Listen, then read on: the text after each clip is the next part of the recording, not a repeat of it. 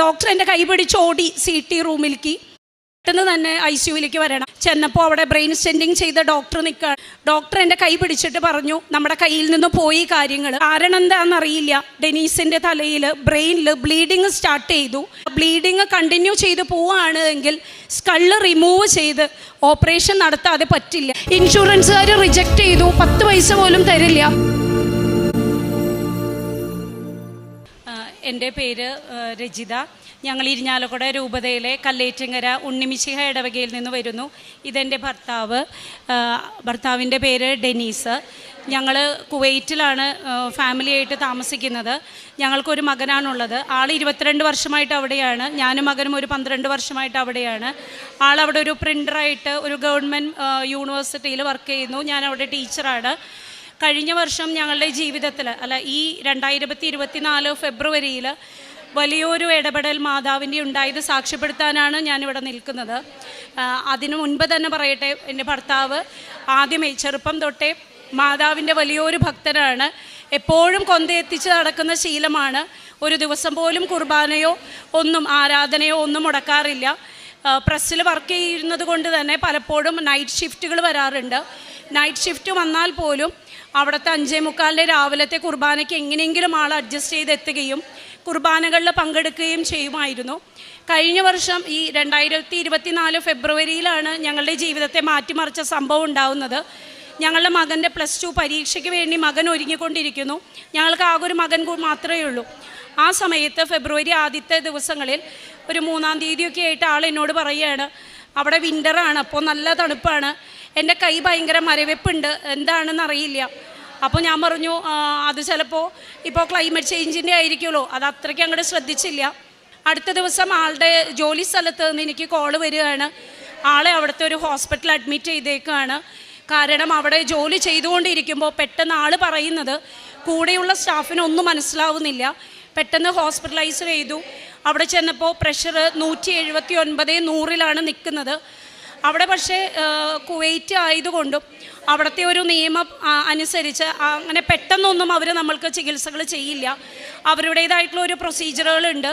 അവിടെ ഞാൻ പെട്ടെന്ന് തന്നെ ചെന്നു. അവിടെ ചെന്നപ്പോൾ ഡോക്ടർ എന്നോട് പറഞ്ഞു, സ്ട്രോക്കിൻ്റെ ചെറിയ സിംറ്റംസ് ആണ്, പക്ഷേ by the grace of God നിങ്ങൾ സേവ് ചെയ്യപ്പെട്ടിരിക്കുകയാണ്, നിങ്ങൾക്കൊരു പ്രശ്നവുമില്ല. പ്രഷറിനുള്ള മരുന്നും സ്ട്രോക്കിൻ്റെ മെഡിസിനും എടുക്കുക. ഒരാഴ്ച കഴിയുമ്പോൾ നിങ്ങളിവിടെ വന്ന് OPDയിൽ കാണാൻ പറഞ്ഞു. അങ്ങനെ ഇരിക്കുമ്പോൾ ഒരു ബുധനാഴ്ച, 1 വീക്ക് ആയിട്ടില്ല, ഒരു ബുധനാഴ്ച തൊട്ട് ആളുടെ സ്പീച്ച് മുഴുവൻ ആൾ വിചാരിക്കുന്നത് ആൾക്ക് പറയാൻ പറ്റുന്നില്ല. അങ്ങനെ നാട്ടിലേക്ക് വിളിച്ച് നമ്മൾ സംസാരിച്ചപ്പോൾ എല്ലാവരും പെട്ടെന്ന് തന്നെ ടിക്കറ്റ് എടുത്ത് ഇങ്ങോട്ട് വരാൻ പറഞ്ഞ് നമ്മളിവിടെ മെഡിക്കൽ ട്രസ്റ്റ് ഹോസ്പിറ്റലിൽ ന്യൂറോയിൽ അന്വേഷിച്ച് അവിടെ ബുക്ക് ചെയ്ത് നമ്മൾ ഇങ്ങോട്ട് കയറി പോരുകയാണ്. ഞായറാഴ്ച വൈകുന്നേരം നമ്മൾ അവിടെ നിന്ന് കയറി. തിങ്കളാഴ്ച രാവിലെയാണ് ഇവിടെ എത്തേണ്ടത്. വരുന്നതിന് മുൻപ് ഡോക്ടേഴ്സിനോട് 2-3 പേരോട് യാത്ര ചെയ്യുന്നത് കൊണ്ട് കുഴപ്പമുണ്ടോ എന്ന് ചോദിച്ചു. ഡോക്ടേഴ്സ് പറഞ്ഞു കുഴപ്പമൊന്നും ഉണ്ടാവില്ല, കാരണം മരുന്ന് ഓൾറെഡി എടുക്കുന്നതാണല്ലോ. അങ്ങനെ കൊച്ചിയിൽ ഫ്ലൈറ്റ് ലാൻഡ് ചെയ്യാൻ പോകുന്നു എന്ന് പൈലറ്റ് അനൗൺസ് ചെയ്ത ഒരു 5 മിനിറ്റ് കഴിഞ്ഞപ്പോഴേക്കും കാല് ഭയങ്കര വേദന, റൈറ്റ് ലെഗ് ഭയങ്കര വേദനിക്കുന്നു എന്ന് പറയല്ല, ഈ ഫിക്സ് വരുന്ന പോലെയുള്ള ഫിക്സിൻ്റേതായിട്ടുള്ള കുറേ സിംറ്റംസ് കാണിച്ചു. അപ്പോഴേക്കും ഒരു മെഡിക്കൽ സ്റ്റാഫ് ഫ്ലൈറ്റിലുണ്ടായിരുന്നു.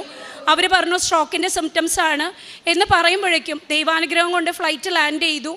അവിടെ നിന്ന് അവർ വേഗം തന്നെ നമ്മൾക്ക് മെഡിക്കൽ സർവീസ് അവൈലബിൾ ആക്കി. അങ്കമാലി ലിറ്റിൽ ഫ്ലവർ ഹോസ്പിറ്റലിലേക്ക് ചെന്നു.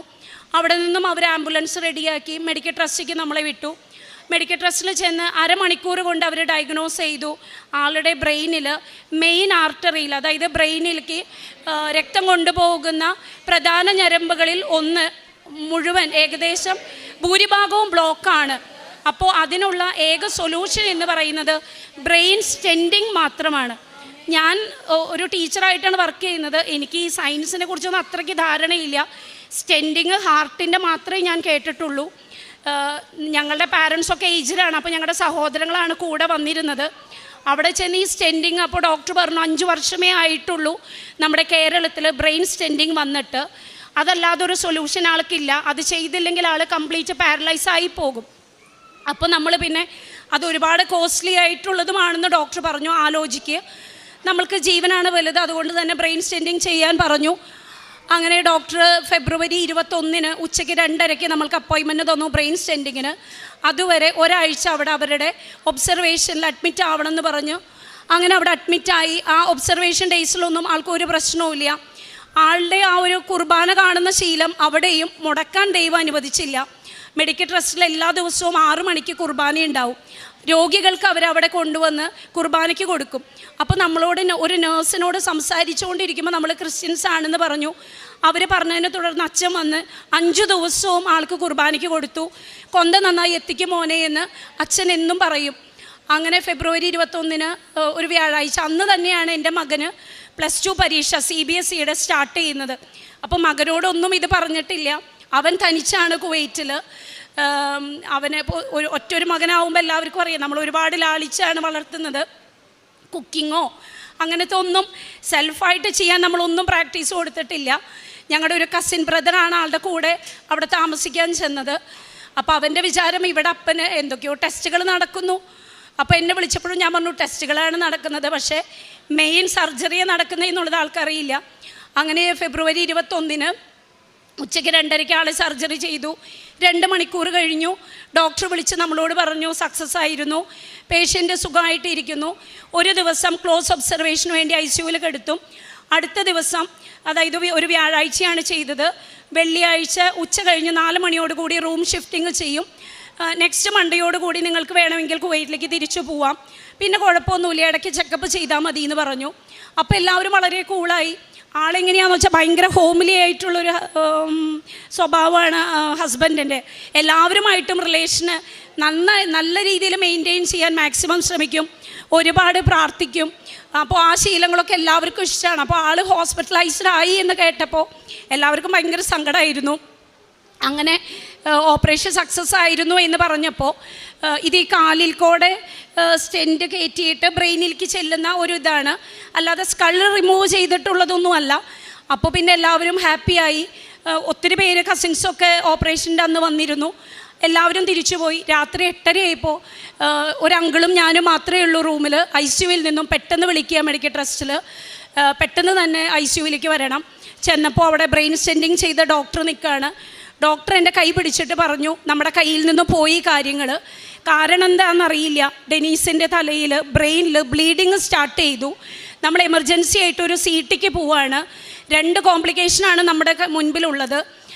സ്റ്റെൻഡിങ് ചെയ്ത ഭാഗത്ത്, സ്റ്റെൻഡ് ഇട്ട ഭാഗത്താണ് ബ്ലീഡിങ് എങ്കിൽ കയറ്റിയ സ്റ്റെൻഡ് അതേപോലെ നമ്മൾക്ക് പുറത്തേക്ക് എടുക്കണം. അതുമാത്രമല്ല, ബ്ലീഡിങ് കണ്ടിന്യൂ ചെയ്ത് പോവുകയാണ് എങ്കിൽ സ്കള് റിമൂവ് ചെയ്ത് ഓപ്പറേഷൻ നടത്താതെ പറ്റില്ല. നമ്മുടെ ന്യൂറോ സർജൻ ടീം ഫുൾ ഇവിടെ റെഡിയാണ് എന്ന് പറഞ്ഞ് അവരെയും എനിക്ക് കാണിച്ചു തന്നു. എൻ്റെ ഒരു സ്വഭാവം ഇമോഷണലി ഞാൻ ഭയങ്കര വീക്കാണ്. പെട്ടെന്ന് കരയുന്നൊരു ക്യാരക്ടറൊക്കെയാണ് ഞാൻ. പക്ഷെ എന്തോ എനിക്കെന്തോ ആ നേരത്ത് കരച്ചിലൊന്നും വന്നില്ല. ഡോക്ടർ എൻ്റെ കൈ പിടിച്ച് ഓടി CT റൂമിലേക്ക്. തിരിച്ചു വന്നിട്ട് എന്നോട് പറഞ്ഞു താങ്ക് ഗോഡ് എന്ന് പറഞ്ഞിട്ട് പറഞ്ഞു സ്റ്റെൻഡിങ് ചെയ്ത ഭാഗത്തല്ല ബ്ലീഡിങ് വന്നിരിക്കുന്നത്, അത് തന്നെ വലിയ അനുഗ്രഹം. 2 മണിക്കൂർ ഇടവിട്ട് ഇന്ന് മുഴുവൻ നമുക്ക് CT എടുക്കണം. ബ്ലീഡിങ് കണ്ടിന്യൂ ചെയ്യാൻ ഒരു കാരണവശാലും അനുവദിക്കരുത്. കാരണം ബ്രെയിനിന് സഹിക്കാവുന്നതിലൊരു പരിധിയുണ്ട്. മിക്കവാറും സ്കള് റിമൂവ് ചെയ്തിട്ടുള്ള ഓപ്പറേഷൻ തന്നെയായിരിക്കും ഇതിന് സൊല്യൂഷൻ വരിക. അറിയുന്നവർക്കൊക്കെ ഞാൻ വേഗം ഒരു മെസ്സേജുകൾ ഇട്ടു. എൻ്റെയും ആളുടെയും റിലേറ്റീവ്സിൽ ഓരോ ആൻറ്റിമാരെ വിളിച്ച് ഞാൻ പറഞ്ഞു സംഭവം ക്രിട്ടിക്കലാണ് ആൻറ്റി, പ്രാർത്ഥിക്കണം. ആളുടെ കുവൈറ്റിലും ഈ ഡെയിലി പള്ളിയിലൊക്കെ പോകുന്നത് കൊണ്ട് ഒത്തിരി പ്രയർ ഗ്രൂപ്പുകളിലൊക്കെ ആളെ അറിയാം. പിന്നെ അവിടെ ഈ കൃപാസന മാതാവിൻ്റെ അഖണ്ഡ ജപമാല ഗ്രൂപ്പൊക്കെ ഉണ്ട്. അതിലൊക്കെയുള്ള ചേച്ചിമാർക്ക് ഞാൻ മെസ്സേജ് ചെയ്തു. അവരെന്നോട് പറഞ്ഞു ഒന്നും പേടിക്കണ്ട, ഞങ്ങൾ ലൈറ്റ് ക്യാൻഡിൽ പ്രയർ ചെയ്യുന്നുണ്ട്, അഖണ്ഡ ജപമാല ഗ്രൂപ്പിൽ നമ്മൾ പ്രയർ റിക്വസ്റ്റ് ഇടുന്നുണ്ട്, ഒന്നും സംഭവിക്കില്ല. പക്ഷേ എനിക്ക് ആ സമയത്ത് ലൈറ്റ് ക്യാൻഡിൽ പ്രയർ എന്താണെന്നൊന്നും എനിക്കറിയില്ല. ഞാൻ ഒട്ടും ഫെമിലിയർ ആയിരുന്നില്ല കൃപാസനത്തിൻ്റെ രീതികളുമായിട്ട്. ഞാനപ്പോൾ നമ്മുടെ സാധാരണ ഏതൊരു മനുഷ്യനും ചെയ്യുന്ന പോലെ കൊന്ത കയ്യിലുണ്ട്.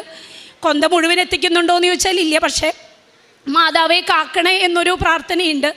വീട്ടിൽ നിന്ന് പാരൻസ് വിളിക്കും, കുവൈറ്റിൽ നിന്ന് മോൻ വിളിക്കും, ഇവരൊക്കെ വീഡിയോ കോളിലാണ് വിളിക്കുന്നത്. ഇവർക്കൊന്നും ഈ ക്രിട്ടിക്കൽ സ്റ്റേജ് നമ്മൾ പറഞ്ഞിട്ടില്ല. അപ്പോൾ ഇവരുടെ അടുത്തൊക്കെ ഞാൻ ചിരിച്ചിട്ട് പറയുമേ ഒരു കുഴപ്പമില്ല, ICUവിൽ ഹാപ്പി ആയിട്ട് ഇരിക്കുന്നു, അത് 2 ദിവസം കഴിയുമ്പോൾ മാറ്റും. പിന്നെ ഓരോ ദിവസവും മെഡിക്കൽ, എനിക്ക് അറിഞ്ഞുകൂടെ എല്ലാ ഹോസ്പിറ്റലുകളിലും അങ്ങനെയാണോ എന്ന്, മെഡിക്കൽ ട്രസ്റ്റിൽ വൈഫിനെ അല്ലെങ്കിൽ ഏറ്റവും ഇൻറ്റിമേറ്റ് ആയിട്ടുള്ള ഏതെങ്കിലും ഒരാളെ മാത്രം വിളിച്ച് പേഷ്യൻറ്റിനെ കാണിച്ച് നമുക്ക് അപ്ഡേഷൻസ് തരും. അപ്പോൾ വ്യാഴാഴ്ച 10 മണിക്ക് ആദ്യത്തെ CT രാത്രി എടുത്തു, ബ്ലീഡിങ് കണ്ടു, പ്രാർത്ഥിച്ചോളാൻ പറഞ്ഞു. നമ്മളെല്ലാവരെയും പ്രെയർ റിക്വസ്റ്റിന് വിളിച്ചു, നമ്മളും പ്രാർത്ഥിച്ചുകൊണ്ടിരിക്കുന്നു. 12 മണിക്ക് പോകുമ്പോൾ ഡോക്ടർ എന്നോട് പറഞ്ഞു, ഡോക്ടറുടെ ഭാഷയിൽ ഡോക്ടർ പ്രാർത്ഥിച്ചോ എന്നല്ല എന്നോട് പറഞ്ഞത്, നമ്മുടെ കയ്യിൽ നിൽക്കാത്ത കുറച്ച് കാര്യങ്ങളുണ്ട്, അപ്പോൾ എന്താണെന്ന് വെച്ചാൽ ചെയ്തോ, അതായത് പ്രാർത്ഥിച്ചോ എന്ന് തന്നെയാണ് എനിക്ക് ആ ഡോക്ടറെ മനസ്സിലായത്. പിന്നെ ആ ഡോക്ടറെ കുറിച്ച് പറയുകയാണെങ്കിൽ കേരളത്തിലെ നമ്പർ 1 ഡോക്ടർമാരിൽ ഒരാളാണ്. ആ ഡോക്ടർ ഒരു സാധാരണക്കാർ അല്ലെങ്കിൽ എൻ്റെ ഒരു അനിയനെ പോലെ എൻ്റെ കൂടെ നിന്നിട്ട് എന്നെ CT റൂമിൽ കയറ്റി എന്നെ കാണിച്ച് 2ാമത്തെ CT കാണിച്ചിട്ട് എന്നോട് പറഞ്ഞു, ദൈവത്തിന് ഒരുപാട് നന്ദി പറയണം, ബ്ലീഡിങ് തുടങ്ങിയ പോലെ നിൽക്കുകയാണ്, അത് സ്പ്രെഡ് ആയിട്ടില്ല, അപ്പോൾ നന്നായി പ്രാർത്ഥിച്ചോ എന്ന് പറഞ്ഞു. അപ്പോൾ 12 മണിയുടെ CT കഴിഞ്ഞു, അതിലപ്പോൾ ചെറിയൊരു ആശ്വാസം വന്നു. പിന്നെ അതിൻ്റെ ഇടയ്ക്ക് വീണ്ടും 2 മണിക്ക് വിട്ടു, അപ്പോഴും ബ്ലീഡിങ് അതുപോലെ തന്നെ. പിന്നെ 6 മണിക്ക് അവരെടുത്തുള്ളൂ CT. 6 മണിക്ക് എടുത്തപ്പോഴും ബ്ലീഡിങ് രാത്രി 8:30 ഉണ്ടായിരുന്ന അതേ ലെവലിൽ തന്നെയാണ് നിൽക്കുന്നത് എന്ന് പറഞ്ഞു. അതിനുശേഷം വെള്ളിയാഴ്ച ഒരു ഗ്രൂപ്പ് ഓഫ് ഡോക്ടേഴ്സാണ് പിന്നെ ആളെ നോക്കിക്കൊണ്ടിരിക്കുന്നത്. ആ ഡോക്ടേഴ്സ് വിളിച്ചിട്ട് എന്നോട് പറയുകയാണ്, ഡെനീസിൻ്റെ റൈറ്റ് സൈഡ് കംപ്ലീറ്റ് തളർന്നു, സംസാരിക്കാനുള്ള കഴിവും പൂർണ്ണമായിട്ടും നഷ്ടപ്പെട്ടു. എനിക്കത് ഇനി നമ്മൾക്ക് ഒന്നും പ്രത്യേകിച്ച് ചെയ്യാനില്ല, ഇത് എപ്പോഴും ബ്രെയിനിൽ ബ്ലീഡിങ് വന്നു കഴിഞ്ഞാൽ അതിൻ്റെ ഒരു ആഫ്റ്റർ ഇഫക്റ്റ് ഇങ്ങനെയൊക്കെ തന്നെയാണ് ഉണ്ടാവുക. മാക്സിമം ഇനി ഡോക്ടേഴ്സ് നോക്കുന്നത് ഡെനീസിൻ്റെ ജീവൻ നിലനിർത്തുക എന്ന് പറയുന്നതാണ് അവരുടെ മുന്നിലുള്ള ഒരു വെല്ലുവിളി എന്ന് എന്നോട് പറഞ്ഞു. പിന്നെ എന്നോട് പറഞ്ഞു, ഈ ബ്ലീഡിങ്ങിന് ചുറ്റും നീര് വെക്കുന്നത് കൂടിയാലും പ്രശ്നമാണ്, അതും ഇല്ലാതിരിക്കാനുള്ള മരുന്നുകളാണ് ഇപ്പോൾ നമ്മൾ കൊടുക്കുന്നത്. സ്പീച്ചോ റൈറ്റ് സൈഡ് പാരലൈസ് ആയതോ ഒന്നും നമ്മളിപ്പോൾ കൺസിഡർ ചെയ്യുന്നില്ല. അങ്ങനെ കുറച്ച് ദിവസങ്ങൾ പോയി. അപ്പോഴും ഡെനീസിന് എല്ലാ ദിവസവും അച്ഛന്മാർ ഈ കുർബാന കഴിയുമ്പോൾ ICUവിലുള്ള പേഷ്യൻസിനെയും നമ്മൾ റിക്വസ്റ്റ് ചെയ്താൽ അവർ പോയി ബ്ലെസ് ചെയ്ത് പ്രാർത്ഥിക്കും. അങ്ങനെ എല്ലാ ദിവസങ്ങളിലും അവിടുത്തെ അച്ഛൻ പോയി ബ്ലെസ് ചെയ്ത് പ്രാർത്ഥിക്കാറുണ്ട്. അങ്ങനെ വ്യാഴാഴ്ച ഈ സർജറി കഴിഞ്ഞു, വെള്ളി കഴിഞ്ഞു, ശനിയാഴ്ച രാവിലെ ഞാൻ മെയിൻ ഡോക്ടർമാർ എല്ലാ ഡോക്ടേഴ്സും അവിടെ വിസിറ്റ് ചെയ്തതിന് ശേഷം പേഷ്യൻറ്റിനെ ബൈസ്റ്റാൻഡറെ ഉള്ളിൽ വിളിച്ച് കാണിക്കും. അപ്പോൾ അതൊരു 11 മണിയൊക്കെ ആകുമ്പോഴാണ് നമ്മൾ സാധാരണ വിളിക്കുന്നത്. ഞാൻ വേറൊന്നും ചെയ്യാനില്ലാത്തതുകൊണ്ട് കൊന്തയും ചൊല്ലി അതിൻ്റെ മുൻപിൽ ഒരു 9 മണി തൊട്ട് തന്നെ അവിടെ നിൽക്കും. അങ്ങനെ അവിടെ നിൽക്കുന്ന സമയത്താണ് ഒരു ചേച്ചി വന്ന്, അല്ലെങ്കിൽ എൻ്റെ പ്രായമുള്ളൊരു ലേഡി വന്ന് എന്നോട് ചോദിച്ചു, കൃപാസനം തൈലം ഉണ്ടോ കയ്യിലെന്ന്. അപ്പോൾ ഞാൻ ഇല്ല, എൻ്റെ കയ്യിലൊന്നുമില്ല. അപ്പോൾ തലേ ദിവസം കൃപാസനത്തിൽ ഒരു കൊന്ത, ഗ്രേ കളർ കൊന്ത ഒരു കസിൻ ഫ്രണ്ട് കൊണ്ടുവന്ന് തന്നിരുന്നു. അവരെന്നോട് അത് പ്രത്യേകം പ്രാർത്ഥിക്കുക എന്ന് പറഞ്ഞ് അത് ചൊല്ലി ഞാൻ പ്രാർത്ഥിച്ചുകൊണ്ടിരിക്കുമ്പോഴാണ് ഈ സ്ത്രീ വന്ന് എന്നോട് കൃപാസന തൈലത്തെക്കുറിച്ച് പറയുന്നത്.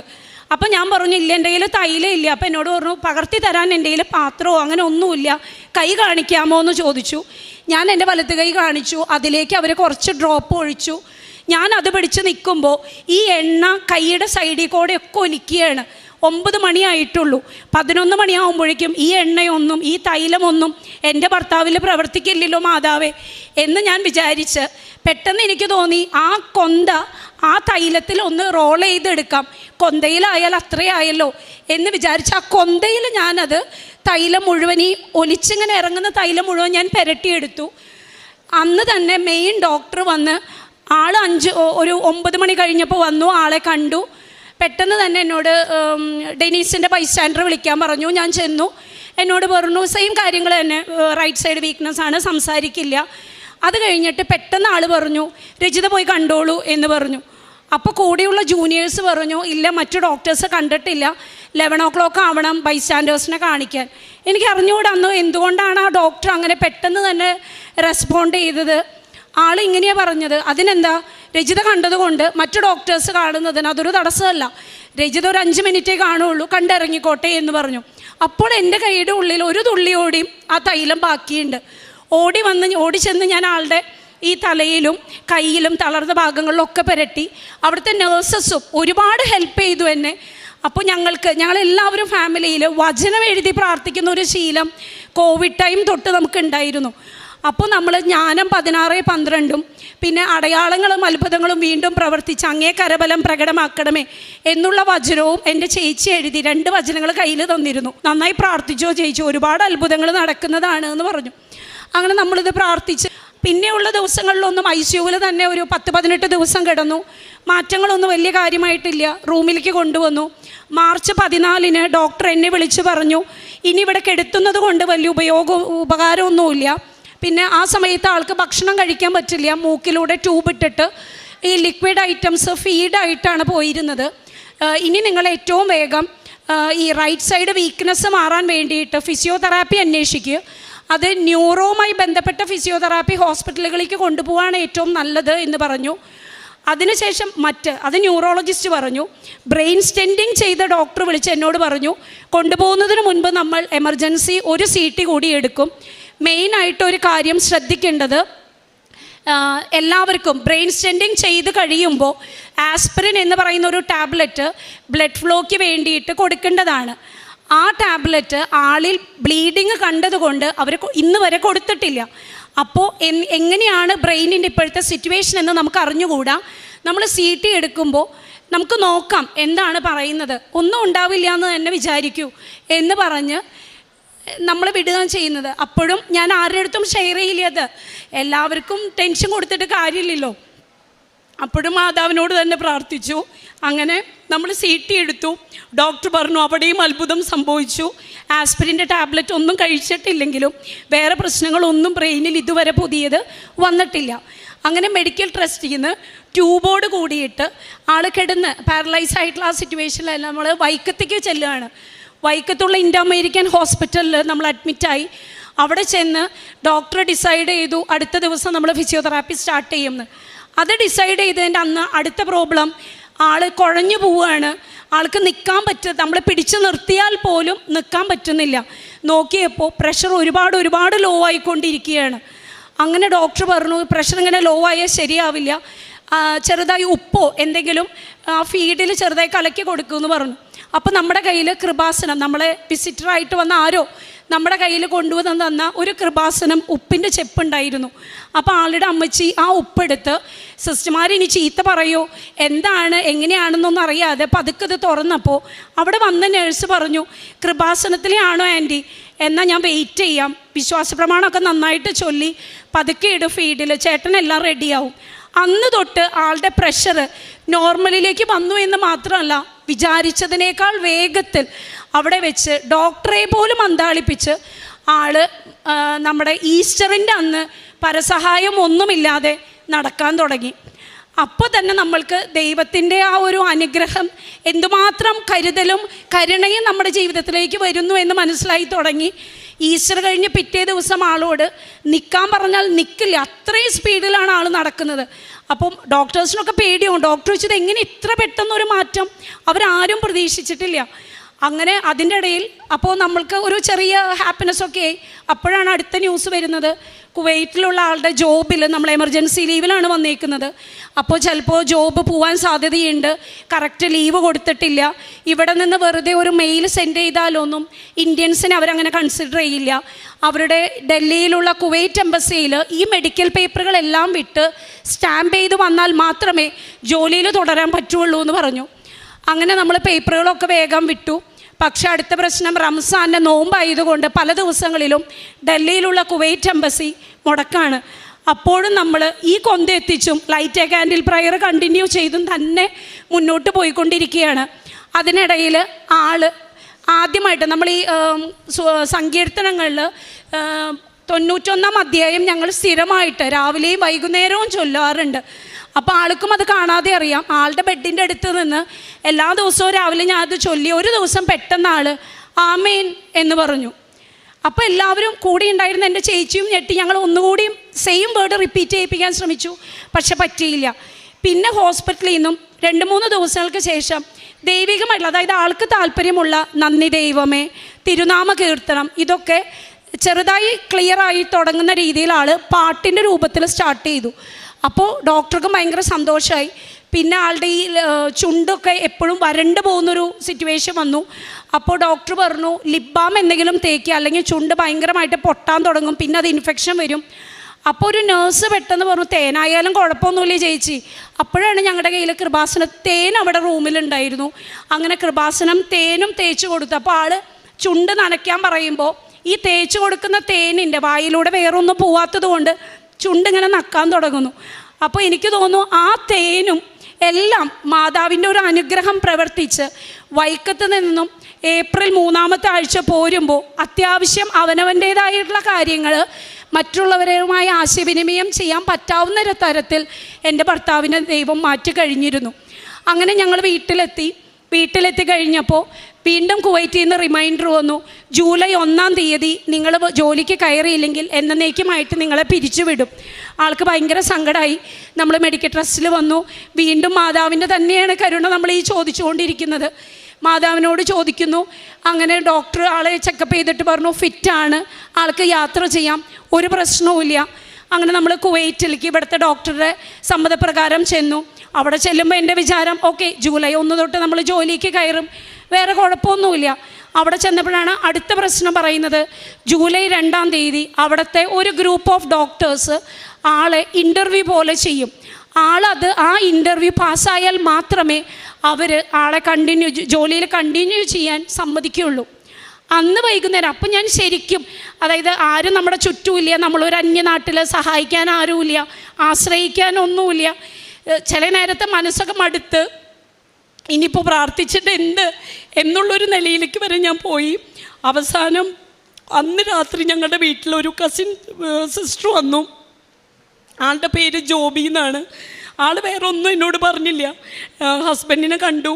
എൻ്റെ കയ്യിൽ വന്നിട്ട് ഒരു കൊന്തയും കൃപാസന മാതാവിൻ്റെ പ്രത്യക്ഷീകരണ പ്രാർത്ഥനയുടെ ആ പടമുള്ള ഒരു കൊന്ത ഇത് തന്നു എൻ്റെ കയ്യിൽ. അപ്പം ഞാൻ അത്രയും നാൾ എനിക്ക് സത്യം പറഞ്ഞാൽ കൃപാസനം എന്ന് കേൾക്കുമ്പോൾ ഒരു പേടിയാണ്. എങ്ങാനും ഉടമ്പടിയിൽ തെറ്റിപ്പോയാൽ എന്തിനാ വെറുതെ ഇനി ദൈവകോപം കൂടി വരുത്തി വെക്കണോ? അതുകൊണ്ട് പലപ്പോഴും ഉടമ്പടിയെക്കുറിച്ചൊക്കെ ആര് പറഞ്ഞാലും ഞാനതത്ര അങ്ങോട്ട് ശ്രദ്ധിക്കാൻ പോവാറില്ല. കൃപാസനത്തെ ഞാൻ അങ്ങനെ അങ്ങോട്ട് അവഗണിച്ചു എന്ന് തന്നെ എനിക്ക് പറയാൻ പറ്റും.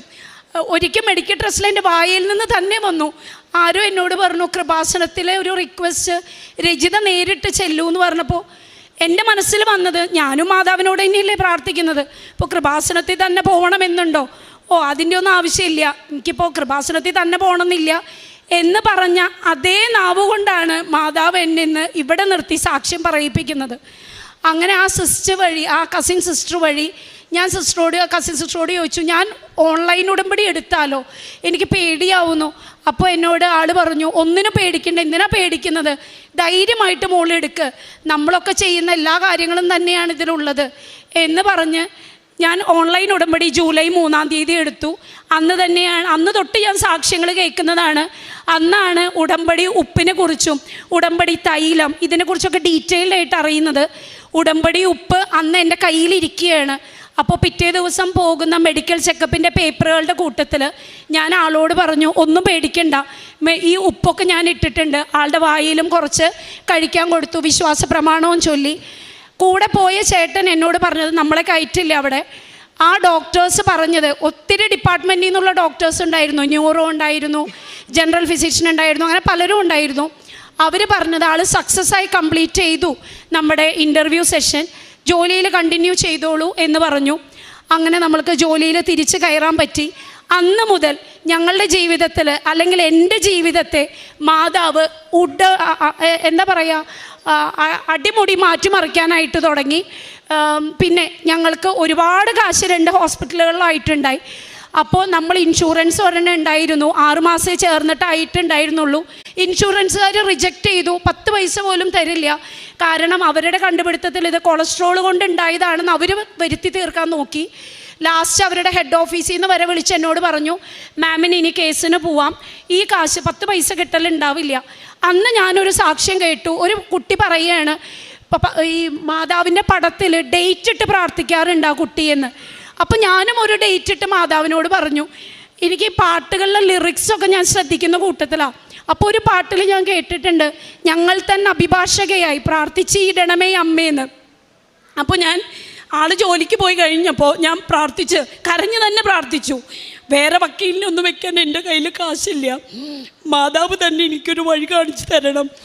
ഞാൻ ഓഗസ്റ്റ് 2 എന്ന് പറഞ്ഞൊരു ഡേറ്റ് ഞങ്ങളുടെ വീട്ടിലുള്ള പടത്തിൽ ഞാൻ പെൻസിൽ കൊണ്ട് എഴുതിയിട്ടു. വിശ്വസിക്കുമോ എന്ന് എനിക്ക് അറിഞ്ഞുകൂടാ. സെപ്റ്റംബർ 2-ാം തീയതി ഞങ്ങൾക്ക് സ്കൂൾ തുറക്കുകയാണ്. അപ്പോൾ ഓഗസ്റ്റ് 29 ഞങ്ങൾക്ക് പ്രിപ്പറേഷൻ വർക്ക്സാണ്. അന്ന് ഒരു തിങ്കളാഴ്ച ഞാൻ പോകുമ്പോൾ ഞങ്ങളുടെ ഈ ഇൻഷുറൻസ് ഏജൻറ്റിൻ്റെ മെസ്സേജ് വന്നു. അപ്പോൾ ഞാൻ വിചാരിച്ചു വീണ്ടും ഡിനൈ ചെയ്തു എന്നൊരു മെസ്സേജ് ആയിരിക്കും, ഇനിയിപ്പോൾ അത് നോക്കേണ്ട കാര്യമൊന്നുമില്ലല്ലോ എന്ന് വിചാരിച്ചു. ഓഗസ്റ്റ് 2 തന്നില്ലല്ലോ മാതാവ്, എന്നാൽ പിന്നെ എനിക്കൊന്നും തരികയില്ല എന്നാണ് എൻ്റെ ഉള്ളിൽ. എന്തായാലും മനസ്സിൽ തോന്നി അതൊന്ന് ഓപ്പൺ ചെയ്യാം. ഓപ്പൺ ചെയ്തു. ഞാൻ നോക്കി 50,000 രൂപയുണ്ട്. എന്നാലും എനിക്കൊരു സന്തോഷം തോന്നി. മാതാവ് ഞാൻ പറഞ്ഞിട്ട് 5 ലക്ഷമായിരുന്നു ഞങ്ങളുടെ ഇൻഷുറൻസ്, 5 ലക്ഷവും തരണം എന്നാണ് മാതാവിനോട് ഞാൻ പ്രാർത്ഥിച്ചത്. അപ്പം ഞാൻ മാതാവിനോട് തന്നെ പറഞ്ഞു, കുറച്ച് അതിമോഹമല്ലേ, 5 ലക്ഷമൊക്കെ വേണമെന്ന് 6 മാസം ആയിട്ടുള്ളൂ ഇൻഷുറൻസ് എടുത്തിട്ട്, സാരമില്ല, 5 ലക്ഷം ചോദിച്ച് എനിക്ക് നീ 50,000 തന്നില്ലേ, എനിക്ക് ഹാപ്പിയാണ് എന്ന് പറഞ്ഞ് ഈ ഇൻഷുറൻസ് ഏജൻറ്റ് അയച്ച സ്ക്രീൻഷോട്ട് ഞാൻ എൻ്റെ സിസ്റ്റർക്കും ആളുടെ സിസ്റ്റർക്കും ബ്രദർ ഇൻ ലോയ്ക്ക് അയച്ചു കൊടുത്തു. പിന്നെ തുടരെ ഇവരൊക്കെ എന്നെ വിളിക്കുകയാണ്. ഫോൺ അറ്റൻഡ് ചെയ്തപ്പോൾ എന്നോട് ചോദിച്ചു, നിനക്ക് എന്താ നിൻ്റെ മെമ്മറിക്ക് വല്ല പ്രശ്നം ബാധിച്ചു? അത് 50,000 അല്ല മോളെ, അത് 5 ലക്ഷവും അവരനുവദിച്ച് തന്നേക്കാണെന്നാണ് പറഞ്ഞതെന്ന്. ഞാൻ തന്നെ, അതായത് ഈ ഇൻഷുറൻസ് ഏജൻസി ഓഫീസ് തന്നെ ഞെട്ടിപ്പോയി. വെറും 6 മാസം ഇൻഷുറൻസ് എടുത്തിട്ടുള്ള എനിക്ക് 5 ലക്ഷവും ഇത്രയും നാൾ റിജക്റ്റ് ചെയ്ത ഒരു കമ്പനിക്കാർ പെട്ടെന്നൊരു ദിവസം 5 ലക്ഷം എങ്ങനെ അനുവദിച്ചു?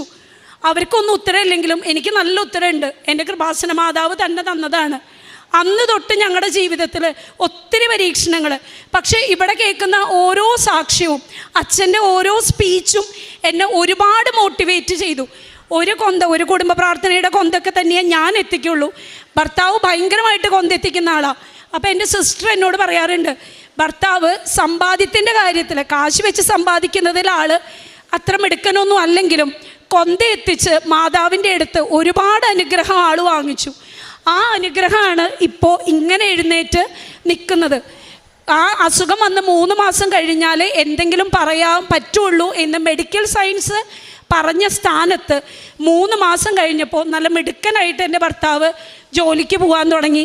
എല്ലാ മനുഷ്യനെയും പോലെ എല്ലാ കാര്യങ്ങളും ചെയ്യാൻ തുടങ്ങി. സംസാരത്തിനുള്ളൊരു ചെറിയൊരു ബുദ്ധിമുട്ടുണ്ട് എന്നുള്ളത് മാത്രമേ ഉള്ളൂ. പിന്നെ ഞങ്ങളുടെ ലൈഫിൽ ഇങ്ങനെ പരീക്ഷണങ്ങൾ വരുമ്പോഴും ഇവിടുത്തെ സാക്ഷ്യങ്ങൾ, അച്ഛൻ്റെ പഴയ സ്പീച്ചിൽ, ഉടമ്പടിയിലിരിക്കുമ്പോൾ നിങ്ങൾക്ക് ഒരുപാട് പരീക്ഷണം വരും, പക്ഷെ നിങ്ങൾ വീണു പോവില്ല. അത് തന്നെയായിരുന്നു എനിക്കുണ്ടായത്. ഞങ്ങൾക്ക് സാമ്പത്തികമായി പെട്ടെന്ന് വന്ന ഈ ഒരു പ്രതിസന്ധിയിൽ കുവൈറ്റിൽ നിന്നും ഒരുപാട് പേര് നമ്മൾ വിചാരിക്കാത്ത, നമ്മളിനി എന്ത് ചെയ്യും കാശിനെന്ന് ആലോചിച്ച് നിൽക്കുമ്പോഴായിരിക്കും ഓരോരുത്തർ, ടീച്ചറെ ഇന്ന ഭാഗത്തുനിന്ന് പള്ളിയുടെ ഒരു സംഘടനയുണ്ട്, അപ്പോൾ നമ്മൾക്ക് ഇന്നത് വേണ്ട പോലെ ചെയ്യാം. അപ്പോൾ നമ്മളൊന്ന് സങ്കടപ്പെടുമ്പോഴേക്കും മാതാവ് മറ്റേ വശത്ത് ആശ്വാസവുമായിട്ട് എത്തിക്കഴിഞ്ഞു. അങ്ങനെ നമ്മൾ 9-ാം തീയതി ഇവിടെ റിവ്യൂവിന്, ഈ മാസം 6 മാസം കഴിയുമ്പോൾ റിവ്യൂ ചെയ്യാൻ പറഞ്ഞിരുന്നു. അങ്ങനെ മെഡിക്കൽ ട്രസ്റ്റിൽ വരാൻ ഒക്ടോബർ 9 ടിക്കറ്റ് എടുത്തു. അപ്പോൾ ഞാനിങ്ങനെ പ്രാർത്ഥിക്കുന്നുണ്ട്. അപ്പോൾ അച്ഛൻ പറയാറുണ്ട്, കൃപാസനത്തിൽ കാല് കുത്തണമെങ്കിൽ വരെ അതിനൊരു അനുഗ്രഹം വേണമെന്ന്. അപ്പോൾ ഞാനത് മനസ്സിൽ വിചാരിച്ച് ഭയങ്കര പേടിയുണ്ടായിരുന്നു എനിക്ക്. മാതാവിൻ്റെ അടുത്ത് ഇത്രയും നാൾ കാണിക്കാത്ത ഭക്തി ഒരാവശ്യത്തിന് ഓടി വന്നു എന്ന് മാതാവിന് തോന്നല്ലേ, എനിക്ക് കൃപാസനത്തിൽ വരണമെന്ന് ഉള്ളൂരുകി തന്നെ പ്രാർത്ഥിച്ചു. പക്ഷേ ഞങ്ങൾ എയർ ഇന്ത്യ എക്സ്പ്രസ്സാണ് ബുക്ക് ചെയ്തിരുന്നത്. 2 ദിവസം മുന്നേ 7-ാം തീയതി നമ്മൾ അറിയുകയാണ് എയർ ഇന്ത്യ എക്സ്പ്രസിൻ്റെ ആ ഫ്ലൈറ്റ് അവർ ക്യാൻസൽ ചെയ്തു എന്ന്. നമ്മൾക്ക് ആകെ 10 ദിവസത്തെ ലീവാണ് നമ്മൾ അപ്ലൈ ചെയ്തിരുന്നത്. അത് സാങ്ഷൻ ആവുകയും ചെയ്തു തീർന്നു. 2 ദിവസം വീണ്ടും കഴിഞ്ഞു. സെയിം റേറ്റിൽ, ഇനി ക്രിസ്മസ് ആയാൽ റേറ്റുകളൊന്നും നമ്മുടെ കയ്യിൽ നിൽക്കില്ല. മാതാവ് എന്ത് ചെയ്യും എന്ന് ആലോചിക്കുമ്പോഴേക്കും സെയിം ഫ്ലൈറ്റ് തന്നെ അവർ റീഷെഡ്യൂൾ ചെയ്തു ബുധനാഴ്ചയ്ക്ക്. അപ്പം ഞാൻ മാതാവിനോട് പ്രാർത്ഥിച്ചു, മാതാവേ നീ കൂടെ വരുന്നില്ലെങ്കിൽ, ബൈബിളിൽ അങ്ങനെ ഒരു ഭാഗമുണ്ടെന്ന് ചേച്ചി എന്നോട് എപ്പോഴും പറയാറുണ്ട്, പുറപ്പാടിലോ മറ്റോ മോശ പ്രാർത്ഥിച്ചത്, കർത്താവേ നീ കൂടെ വരുന്നില്ലെങ്കിൽ എന്നെ വിടരുത് എന്ന് പറഞ്ഞത് ഞാനും റിപ്പീറ്റ് ചെയ്തു. ഞങ്ങളുടെ കൂടെ വരുന്നില്ല, ഞങ്ങളെ സഹായിക്കാൻ നീ ഇല്ല എങ്കിൽ ഞങ്ങളെ തനിച്ച് വിടരുത് എന്ന് ഉള്ളൂരുകി പ്രാർത്ഥിച്ച് പ്രത്യക്ഷീകരണ പ്രാർത്ഥനയൊക്കെ ചൊല്ലി ഞങ്ങൾ കുവൈറ്റ് എയർപോർട്ടിൽ വന്നു. ഒരുവിധം ക്ലിയറൻസൊക്കെ കഴിഞ്ഞു. ഞാൻ ഹാപ്പിയായി. പിന്നെയുള്ള പ്രശ്നം ആൾക്ക് ഇനി ഫ്ലൈറ്റിൽ വല്ല ബുദ്ധിമുട്ടുണ്ടാവുമോ എന്നുള്ളത് മാത്രമാണ്. എക്സിറ്റിൻ്റെ സീൽ ചെയ്യുന്ന ഭാഗത്ത് വന്നപ്പോൾ പെട്ടെന്ന് എമിഗ്രേഷൻ ഓഫീസർ ആളെ തടഞ്ഞിട്ട് പറഞ്ഞു, നിങ്ങൾക്ക് യാത്ര ചെയ്യാൻ പറ്റില്ല, നിങ്ങളുടെ വാട്ടർ ബില്ല് കുടിശ്ശിക കിടക്കുന്നുണ്ട്, അതടയ്ക്കാതെ നിങ്ങൾക്ക് പോകാൻ പറ്റില്ല എന്ന്. അപ്പോൾ ഞാൻ ചോദിച്ചു, അവർ ഫുൾ അറബിയിലാണ് സംസാരിക്കുന്നത്, എനിക്ക് അറബി അറിയില്ല. ഞാൻ രാത്രി 12:30 സമയമാണ്, ഫ്ലൈറ്റ് 1:30-ക്കാണ്. ഞാൻ അവരോട് പറഞ്ഞു, നമ്മൾ പിന്നെ എപ്പോഴെങ്കിലും ചെയ്താൽ മതിയോ, പറ്റില്ല, കടത്തിവിടില്ല എന്ന് ഉറപ്പ് തന്നെ പറഞ്ഞു. അവർ വെറുതെ ആക്ഷൻസ്, നമുക്ക് അറബി അറിയില്ല എന്ന് പറഞ്ഞപ്പോൾ ഡയറക്ഷൻസ് വെറുതെ ഇങ്ങനെ കൈ ചൂണ്ടി അവിടെ പോ ഇവിടെ പോ എന്ന് പറയും. അങ്ങനെ ലാസ്റ്റ് എവിടെയാണ് പേ ചെയ്യേണ്ടതെന്ന് അറിയാതെ കുറേ ഓടി നടന്നു. മാതാവിനെ വിളിക്കുന്നു, മാതാവിൻ്റെ ഭാഗത്തൊന്നും സഹായമില്ല എന്ന് തോന്നി. അങ്ങനെ അവസാനം അടയ്ക്കേണ്ട ഓഫീസിലേക്ക് എത്തിപ്പെട്ടപ്പോൾ അവിടെ ഓഫീസറില്ല. അയാളെ ഫോൺ ചെയ്യാൻ ഒരു നമ്പർ എഴുതി വെച്ചിട്ടുണ്ട്. നമ്പർ വിളിച്ചപ്പോൾ അയാൾ പറഞ്ഞു, ഞാൻ ലിങ്ക് അയക്കും, ലിങ്ക് വഴി നിങ്ങൾ സെൻഡ് ചെയ്യാൻ പറഞ്ഞു. ലിങ്ക് എടുക്കാൻ നോക്കി, ലിങ്ക് ഓപ്പൺ ആവുന്നില്ല. സമയം വീണ്ടും പോയിക്കൊണ്ടിരിക്കുകയാണ്. അറബി അറിയുന്നില്ല. അയാളും അറബിയിലാണ് കൂടുതൽ കാര്യങ്ങളും പറയണത്. ഒറ്റ കാര്യം ഞാൻ മാതാവിനോട് പറഞ്ഞുള്ളൂ, എന്നെ പരീക്ഷിക്കണ്ട, എനിക്ക് വന്നേ പറ്റൂ കൃപാസനത്തിൽ, സാക്ഷ്യം പറയാതെ ഞാൻ തിരിച്ചു പോരില്ല. ആ നേരത്ത് ഒരു നല്ല എനിക്ക് കണ്ടപ്പോൾ തോന്നിയത്, സുന്ദരനായ ആശാരിച്ചക്കൻ നമ്മുടെ ഈശോനെ കുറിച്ച് ഏതോ ഒരച്ഛൻ ടോക്കിൽ ഞാൻ യൂട്യൂബിൽ പറയുന്ന കേട്ടിട്ടുണ്ട്. ആ ഒരു മാതൃകയിൽ ഒരു കുവൈറ്റി അവിടെ ഇരുന്ന് വെറുതെ ഇരിക്കുക. ഞാൻ അയാളുടെ അടുത്ത് ചെന്നിട്ട് ഞാൻ പറഞ്ഞു, സാർ എന്നെ ഒന്ന് ഹെൽപ്പ് ചെയ്യണം, എനിക്ക് വാട്ടർ ബില്ല് അടച്ച് പെട്ടെന്ന് പോകണം, 1:30 ഫ്ലൈറ്റ്. ഒരു മടിയും പറയാണ്ട് അയാൾ എന്നോട് പറഞ്ഞു, sister no tension no tension. അയാൾക്ക് ഒട്ടും ഇംഗ്ലീഷ് കംഫർട്ടബിൾ അല്ല. അയാൾ ഇങ്ങനെ ഒറ്റമുറിയിലൊക്കെ പറഞ്ഞു, കാര്യം ചോദിച്ചു. ഞാൻ പറയുന്ന കാര്യങ്ങൾ അയാൾക്ക് കൃത്യമായി മനസ്സിലാവുന്നുണ്ട്. അയാൾ വേഗം എൻ്റെ ഫോൺ വാങ്ങിച്ചു. കുവൈറ്റുകളുടെയൊക്കെ സ്വഭാവം അറിയുമോ എന്ന്, നമ്മുടെ നാട്ടിൽ അറിയുമോ എന്ന് എനിക്ക് അറിഞ്ഞൂടാ. ഭയങ്കര ഒരു അഹങ്കാരി നേച്ചർ എന്നാണ് അവരെ പറയുക. നമ്മൾ അടുത്ത് പോലും ചെല്ലുന്നത് അവർക്ക് ഇഷ്ടമല്ല. അവർ യൂസ് ചെയ്യുന്ന ഫോണൊക്കെ കോടികൾ വില വരുന്നതായിരിക്കും.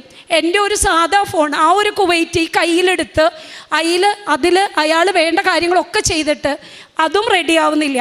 അപ്പം എന്നോട് അവർ പറഞ്ഞു, അയാൾ എന്നോട് ചോദിച്ചു, സിസ്റ്ററുടെ കയ്യിൽ ക്യാഷ് ആയിട്ടുണ്ടാവോ?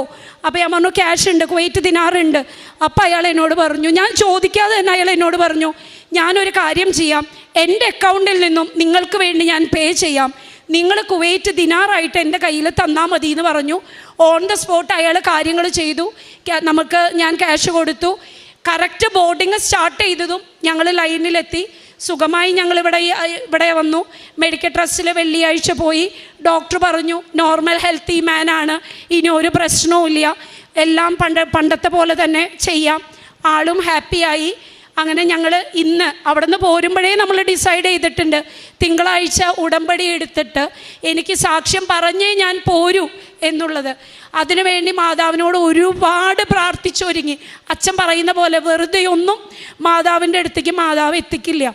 പിന്നെ എനിക്ക് കിട്ടിയ ഒരു അനുഗ്രഹം എന്ന് പറയുന്നത്, ഒരു കുടുംബ പ്രാർത്ഥനയിലെ കൊന്ത തന്നെ എങ്ങനെയെങ്കിലുമൊക്കെ എത്തിച്ച് അവസാനിപ്പിക്കുന്ന ദിവസങ്ങൾ എൻ്റെ ജീവിതത്തിൽ പലപ്പോഴും ഉണ്ടായിട്ടുണ്ട്. ഞാൻ ഈ സാക്ഷ്യങ്ങൾ കേട്ടിട്ട് എന്നും 3 മണിക്ക് എഴുന്നേറ്റ് 4 മണിക്കുള്ളിൽ 4 ജപമാലയും ചൊല്ലി പ്രത്യക്ഷീകരണ പ്രാർത്ഥനയും ചൊല്ലി ആൾ പോയതിന് ശേഷം കരുണക്കൊന്തയും എത്തിച്ചിട്ടാണ് ഞാൻ ജോലിക്ക് പോകാൻ തുടങ്ങിയേക്കുന്നത്. അതുപോലെ ബൈബിൾ റീഡിങ് ഞങ്ങൾക്ക് ഉണ്ടായിരുന്നു ½ ആൻ അവർ. എന്നാലും കുറച്ചുകൂടി ഇഷ്ടപ്പെട്ടുകൊണ്ട് വായിക്കാൻ തുടങ്ങി. അങ്ങനെ പിന്നെ ഞാൻ ചെയ്യുന്ന ഒരു കാരുണ്യ പ്രവൃത്തിയാണോ എന്താണെന്ന് എനിക്ക് അറിഞ്ഞുകൂടാ. കൃപാസനത്തെക്കുറിച്ച് എതിർക്കാൻ പറയുന്നവരോട് ഞാൻ ഒരുപാട് തർക്കിക്കാൻ തുടങ്ങി.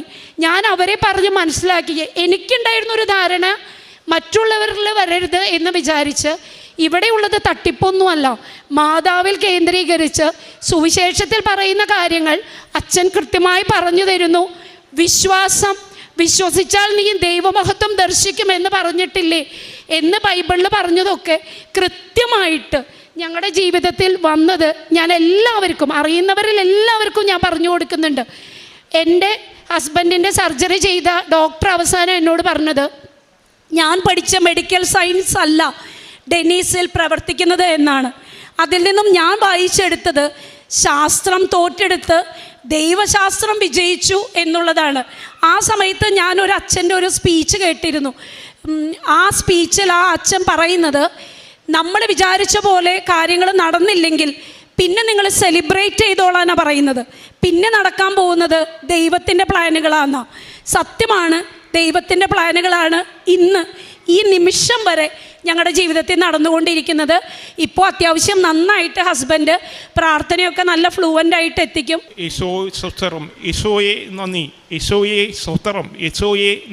ദൈവമഹത്വത്തിന് കൂടുതൽ കൂടുതൽ എല്ലാവരും അനുഗ്രഹങ്ങൾ ലഭിക്കട്ടെ എന്ന് പ്രാർത്ഥിച്ചുകൊണ്ട് എൻ്റെ ഈ സാക്ഷ്യം ഇവിടെ ഞാൻ ചുരുക്കുന്നു. മാതാവിനും ഈശോയ്ക്കും പ്രത്യേകം നന്ദി പറയുന്നു. ഞാനും എൻ്റെ കുടുംബവും എല്ലാ കാലങ്ങളിലും ഞങ്ങളെ കൊണ്ടാവുന്ന വിധത്തിൽ ഞങ്ങളുടെ ജീവിതത്തിലുണ്ടായ ഈ അനുഭവം എല്ലാവരിലേക്കും എത്തിക്കുമെന്ന് ഞങ്ങളൊക്കെ ഉറപ്പ് വിചാരിച്ചിട്ടുണ്ട്, ഈശോയ്ക്ക് ഉറപ്പ് കൊടുത്തിട്ടുണ്ട്. ജീവിതകാലം മുഴുവൻ ഈ ഉടമ്പടിയിൽ തുടരുമെന്നുള്ളതോടൊപ്പം ഞാൻ മാതാവിന് ഓൺലൈൻ ഉടമ്പടിയിലേ കൊടുത്തിട്ടുണ്ട്. പുറപ്പാടിൻ്റെ പുസ്തകം 33:14 ഞാൻ തന്നെ നിന്നോട് കൂടെ വരികയും നിനക്ക് ആശ്വാസം നൽകുകയും ചെയ്യും. രജിത ഡെന്നീസ് എന്ന ഈ സഹോദരിയും ജീവിത പങ്കാളിയും കഴിഞ്ഞ കുറച്ച് നാളായി ഇവർ കടന്നുപോയ ജീവിതത്തിൻ്റെ വളരെ വലിയ ദുരന്തങ്ങളുടെയും അതിലും വലിയ ദൈവാനുഭവങ്ങളുടെയും സാക്ഷ്യമാണ് പരിശുദ്ധ കൃപാസന മാതാവിൻ്റെ തിരുനടയിൽ ഈ നിമിഷങ്ങളിൽ പങ്കുവച്ചത്.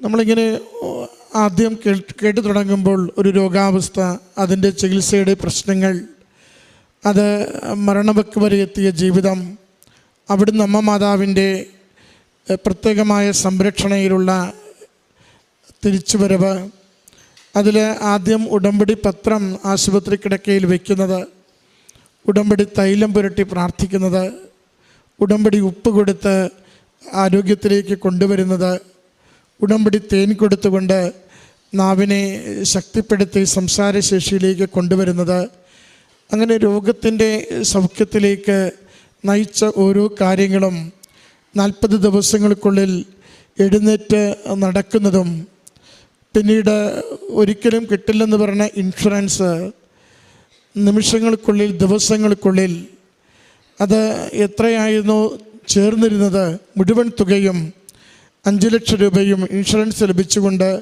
ആ ഒരു വലിയൊരു എപ്പിസോഡ്, ആ രോഗത്തിൻ്റെ ക്ലേശത്തിൻ്റെ മരണവക്കിൽ നിന്നും ജീവിതത്തിലേക്കുള്ള യാത്രയുടെ മുഴുവൻ എപ്പിസോഡുമാണ് ആദ്യം പങ്കുവെച്ചുകൊണ്ട് സഹോദരി സംസാരിച്ച് തുടങ്ങുന്നത്. പിന്നീട് മുന്നോട്ട് പോകുമ്പോൾ അവിടെ വിദേശത്തെത്തി അവിടെയുള്ള കാര്യങ്ങളും തിരികെ നാട്ടിലേക്ക് വരുവാൻ നേരമുണ്ടായ വലിയ പ്രതിസന്ധികളും, അവിടെയും ശരിക്കും അത് സൂചിപ്പിക്കുന്നുണ്ട് ദൈവദൂതൻ്റെ സംരക്ഷണം, സഹായികയായ സഞ്ചാരി മാതാവായ സമയത്തിന് മേൽ അധികാരമുള്ള അമ്മയുടെ പ്രത്യേകമായ ഇടപെടൽ. ആ മണിക്കൂറുകൾക്കുള്ളിൽ, മിനിറ്റുകൾക്കുള്ളിൽ അകത്ത് എമിഗ്രേഷൻ അവിടെ ചെന്ന കാര്യങ്ങളെല്ലാം ശരിയാക്കി ബോർഡിങ്ങിൽ ആയി യാത്രയ്ക്ക് പുറപ്പെടേണ്ടവർക്ക് അവിടെയുള്ള വെള്ളക്കരം അടച്ചില്ല എന്നതിൻ്റെ പ്രശ്നം വന്ന് ചേരുകയും അടയ്ക്കുവാൻ കയ്യിൽ പൈസയുണ്ട്, ലിങ്കിൽ അടയ്ക്കുവാനായിട്ട് അതും പൈസയുണ്ട്, അടയ്ക്കാനാവാത്തതും ഉദ്യോഗസ്ഥരെ കാണാനാവാത്തതുമായ വലിയ പ്രതിസന്ധിയിലകപ്പെടുമ്പോൾ മറ്റൊരു വ്യക്തി, ആ സ്വദേശി തന്നെ, അത് ദൈവദൂതനെ പോലെ എല്ലാം ചെയ്തു കൊടുത്തുകൊണ്ട് യാത്ര കൃത്യതയോടുകൂടി നാട്ടിലേക്ക് വരുവാൻ സഹായിക്കുന്നു. അവിടെ സമയം ചുരുക്കുന്ന അമ്മയുടെ സാന്നിധ്യമുണ്ട്, അവിടെ സഞ്ചാരി മാതാവിൻ്റെ സഹായമുണ്ട്, അവിടെ അസാധ്യമെന്ന് കരുതുന്ന ഒരു കാര്യം, യാത്ര മുടങ്ങുമെന്ന് കരുതുന്ന ഒരു കാര്യം, അത് സുഗമമായി നിർവഹിച്ചു തരുന്ന അമ്മയുടെ സംരക്ഷണമുണ്ട്. ഒരു ദിനം മുടങ്ങിയ യാത്ര 2-3 ദിവസം കഴിയുമ്പോൾ യാതൊരു ക്ലേശവും തടസ്സവുമില്ലാതെ തുടരുവാൻ വേണ്ടി പ്രതിസന്ധികളെയും അനിശ്ചിതമായ അവിചാരിതമായ അനിശ്ചിതത്വങ്ങളെയും മാറ്റിത്തരുന്ന പരിശുദ്ധമ്മയുടെ സംരക്ഷണമുണ്ട്. എത്രയോ ഉടമ്പടിയുടെ ഓരോരോ കാര്യങ്ങളെയും എത്ര സുന്ദരമായിട്ട് നമുക്ക് ഈ സാക്ഷ്യത്തിൽ നിന്നിങ്ങനെ വായിച്ചെടുക്കുവാൻ പറ്റും. വലിയ അനുഗ്രഹം ഈ കുടുംബത്തിന് അമ്മ മാതാവും തിരുക്കുമാരനും നൽകിയെന്ന് സാക്ഷ്യപ്പെടുത്തുകയാണ്. സഹോദരി പറയുമ്പോൾ ഇടയ്ക്ക് സൂചിപ്പിക്കുന്നുണ്ട്, ജ്ഞാനത്തിൻ്റെ പുസ്തകം 16:12 ഞങ്ങളെ നിരന്തരം ബലപ്പെടുത്തിയത്, സൗഖ്യത്തിലേക്ക് നയിച്ചത്. ജ്ഞാനം 16:12 നമ്മൾ വായിക്കുന്നു, കർത്താവെ, മരുന്നോ ലേപന ഔഷധമോ അല്ല, എല്ലാവരെയും സുഖപ്പെടുത്തുന്ന അങ്ങയുടെ വചനമാണ് അവരെ സുഖപ്പെടുത്തിയത്. അതുകൊണ്ടാണ് സഹോദരി പറയുന്നത്, വൈദ്യശാസ്ത്രം തോറ്റെടുത്ത്, വൈദ്യശാസ്ത്രത്തിനൊന്നും ചെയ്യുവാനില്ല എന്ന് പറയുന്നിടത്ത് ദൈവശാസ്ത്രം വിജയിക്കുന്നു, ദൈവത്തിൻ്റെ കരബലം കാണുന്നു, അമ്മ മാതാവിൻ്റെ ഇടപെടൽ അറിയുന്നു, അമ്മയുടെ സംരക്ഷണയിൽ ജീവിതത്തെ സുരക്ഷിതമാക്കുന്നു, കുടുംബത്തെ സുരക്ഷിതമാക്കുന്നു, സഹോദരന് ആരോഗ്യം കൈമാറുന്നുവെന്ന്. ഈ വലിയ സാക്ഷ്യത്തിന് അമ്മ മാതാവിൽ ആശ്രയിച്ചുകൊണ്ട് പ്രതിസന്ധിയുടെ നാളുകളിൽ നടത്തിയ എല്ലാ പ്രാർത്ഥനകൾക്കും അമ്മ മാതാവ് നൽകിയ കരുതലുള്ള ഈ സ്നേഹത്തിന് കരങ്ങളടിച്ച് നമുക്ക് ഈശോയ്ക്കും അമ്മയ്ക്കും ഈ സാക്ഷ്യം സമർപ്പിക്കാം. അത്യപൂർവ ദൈവാനുഭവങ്ങൾ ഇനി നിങ്ങൾക്കും സ്വന്തം. ഈ യൂട്യൂബ് ചാനൽ ഇതുവരെ സബ്സ്ക്രൈബ് ചെയ്തിട്ടില്ലെങ്കിൽ ഇപ്പോൾ തന്നെ സബ്സ്ക്രൈബ് ചെയ്യുക.